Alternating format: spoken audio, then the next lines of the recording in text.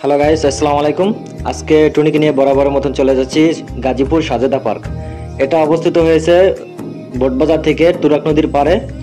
তো বরাবর মতন আজকে যাচ্ছি। টুনির আবদার কি করব, যাওয়াই লাগছে। এই দেখুন, এইমাত্র সাজেদা পার্কের গেটের সামনে আছি, টিকিটের জন্য অপেক্ষা করছি।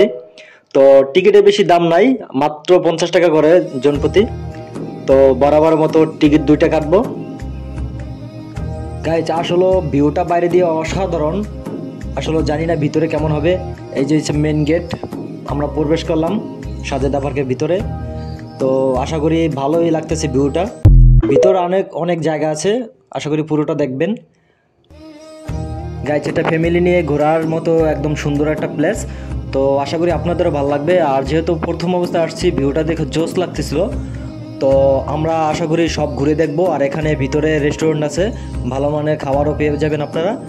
আর টুনিকে নিয়ে একটু ঘোরাঘুরি করতেছি, এনজয় করতেছি, ভালোই লাগতেছিল। আর টুনি তো অনেক খুশি হয়েছে, তাকে বিয়ের পরে প্রথম ঘুরতে নিয়ে আসছি পার্কে।